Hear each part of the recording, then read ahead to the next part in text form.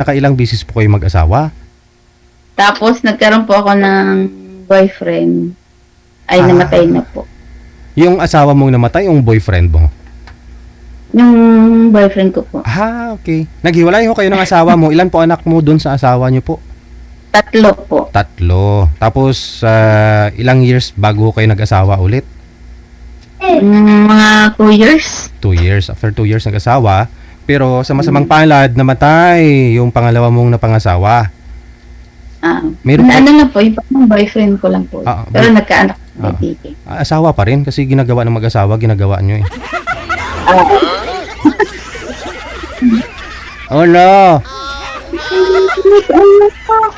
Tapos meron po kayong isang anak. Apa, may isa. Bakit namatay? Medyo may edad na po.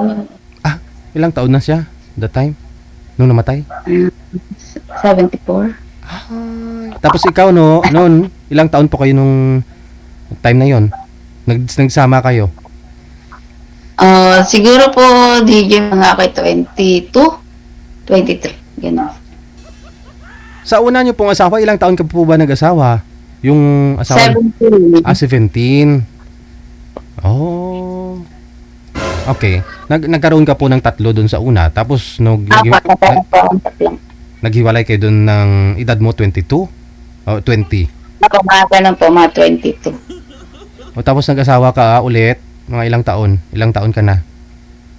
Mga, siguro po ako yung mga 24, 25, mga ganun. Oh. Tapos, nagsama, matagal din po kayo nagsama ng pangalawa na to Almost, DJ, mga 18, 19, ganun, years. 19 years kayo nagsama. Oh. 18, mga ganun. Kailan lang siya namatay? Ay, bago lang po. Kanina lang? Kanina lang namatay? Hindi po, ano na, mga siguro 8 months. 8 months? Oo. Importante patay talaga, ma'am. Patay na talaga. Oo.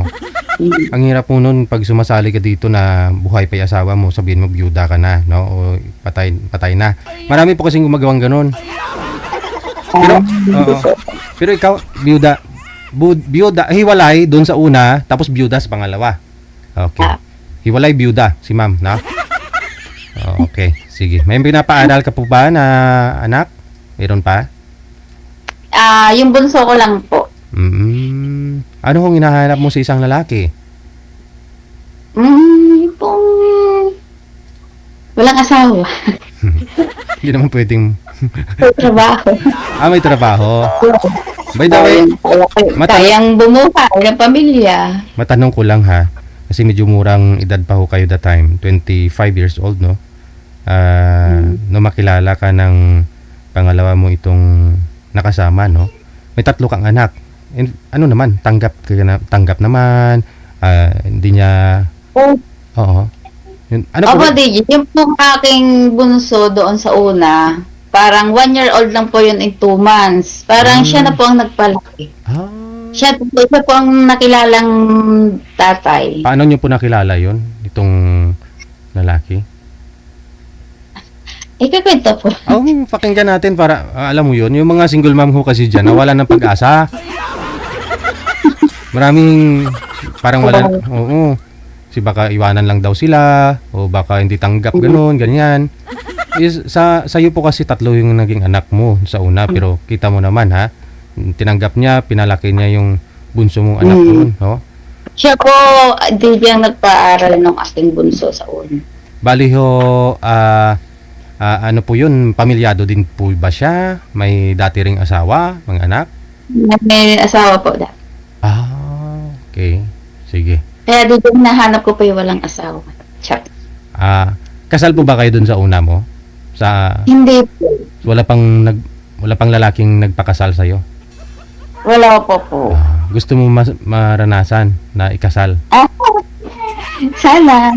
Basta maayos. Oo Kasi siyempre naranasan mo na yung honeymoon, walang kasal. Dapat to yung may kasal naman. Ayun po mga sir, baka gusto po niyo makausap si Ma'am Ethel. Nasa Quezon Province daw po siya. Saan po kayo sa Quezon Province, ma'am? Sariaya. Siriaya. Okay, yun. Medyo malapit-lapit lang. Sige ho, baka ho, hindi ho kasi umakyat itong lalaki. Ma'am, baba mo po muna. Baba mo na lang po muna. Tatawag ko ulit, ha? Alright, meron na hong aakyat.